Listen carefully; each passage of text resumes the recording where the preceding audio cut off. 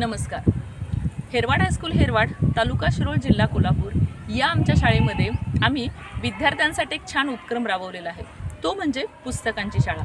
आता पुस्तकांचं गाव भिलार हे तर तुम्हाला माहीत आहेच, पण पुस्तकांची शाळा म्हणजे नेमकं काय आणि हा उपक्रम आम्ही कशा पद्धतीनं राबवलेला आहे हे जर तुम्हाला जाणून घ्यायचं असेल ना, चला तर मग बघूया आमच्या शाळेमध्ये आम्ही कशा पद्धतीनं पुस्तकांची शाळा हा उपक्रम राबवलेला आहे. या तर मग माझ्याबरोबर. ही आहे आमची पुस्तकांची शाळा. आता शाळा म्हटलं की पुस्तकं असणारच, ग्रंथालय असणारच. पण मुलं प्रत्येक वेळेला ग्रंथालयामध्ये जाऊन पुस्तकं घेतीलच असं नाही.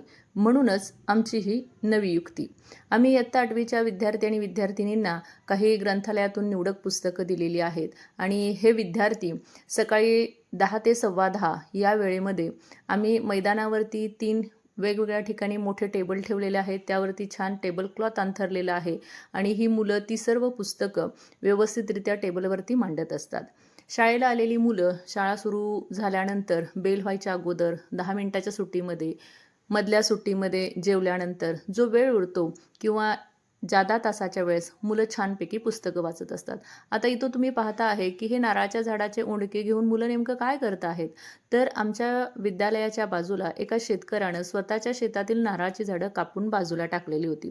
शाळेकडे येत असताना विद्यार्थ्यांना ही दिसली आणि त्यांना स्वतःहूनच ही कल्पना सुचली की हे जर नारळाचं झाड आहे, याचे जर छोटे छोटे तुकडे केले, याचे छान ओंडके तयार करता येतील आणि विद्यार्थ्यांना ते पुस्तक वाचत असताना बसण्यासाठी त्याचा उपयोग होतो. आणि मग एका माजी विद्यार्थ्याकडून आम्ही छानपैकी ते कट करून घेतले आणि मुलांनी इयत्ता 10वीच्या वर्गातील हे सर्व छोटे छोटे लाकडाचे ओंडके छानपैकी त्यांच्या कल्पनेनं रंगवलेलं आहेत.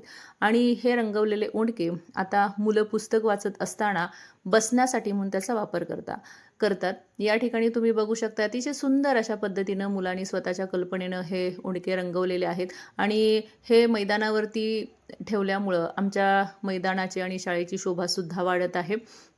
मुलांना पुस्तकाची आवड निर्माण व्हावी, किमान टेबलवरील पुस्तक, त्याचं कव्हर कसं आहे, मुखपृष्ठ कसं आहे, मलपृष्ठ कसं आहे, पुस्तकाचं नाव काय आहे, लेखकाचं नाव काय आहे, इतकं जरी मुलांनी बघितलं तरी फार मोठा बदल मुलांच्यामध्ये होऊ शकतो. फक्त मुलंच नव्हे तर मुलांसोबत आम्ही शिक्षकसुद्धा त्या टेबलच्या सभोवताली नेहमी आम्हाला ऑफ तास असतो, मधल्या सुट्टीमध्ये 10 मिनिटाच्या सुट्टीमध्ये लवकर शाळेमध्ये आल्यानंतर बसत असतो आणि मुलं नेमकी कोणती पुस्तकं वाचत आहेत की फक्त वेळ मारून नेत आहेत, हे सगळं आम्ही प्रत्यक्ष पाहत असतो. मुलं बऱ्याच वेळेला काही शंका विचारत असतात. त्या शंकांचं समाधान करण्याचा प्रयत्नसुद्धा आम्ही आमच्या परीनं करत असतो. पुस्तक वाचत असताना काही पुस्तकं निखळलेली असतील, फाटलेली असतील, उसवलेली असतील, तर ती चिटकवण्याचं कामसुद्धा आमच्या विद्यालयातील विद्यार्थी आणि विद्यार्थिनी करत असतात. त्यांना फेविकॉल पुरवण्याचं काम आम्ही विद्यालयाच्या वतीनं केलेलं आहे. मुलांच्या मनामध्ये थोड्याफार प्रमाणात का असेना पुस्तकाची गोडी हळूहळू निर्माण होते आहे. एखाद्या थोर व्यक्तीच्या जयंतीनिमित्त, पुण्यतिथीनिमित्त मुलं जेव्हा भाषण करत असतात, तेव्हा भाषणासाठी उपयुक्त असणारी पुस्तकं या टेबलवरती आहेत. याच्यातूनच मुले मुद्दे काढत असतात.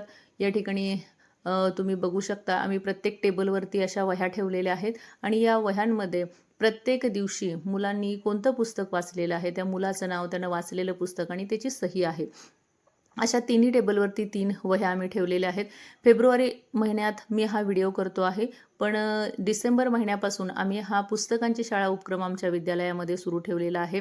मुलं थोड्याफार प्रमाणात का असेना आता पुस्तकं हाताळत आहेत.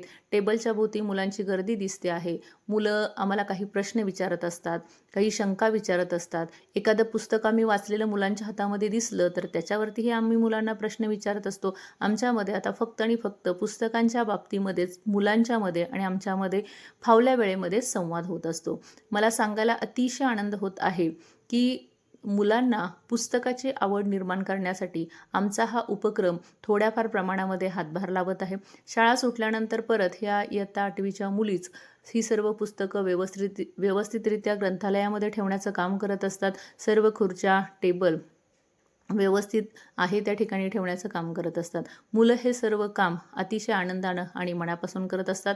तर सांगा पाहू तुम्हाला आमची ही पुस्तकांची शाळा नेमकी कशी वाटली. आमच्या या उपक्रमाबद्दल निश्चितपणे तुम्ही अभिप्राय देऊ शकता आणि तुमच्या विद्यालयामध्ये सुद्धा तुम्ही अशा पद्धतीची पुस्तकांची शाळा भरवू शकता. ठीक आहे, धन्यवाद.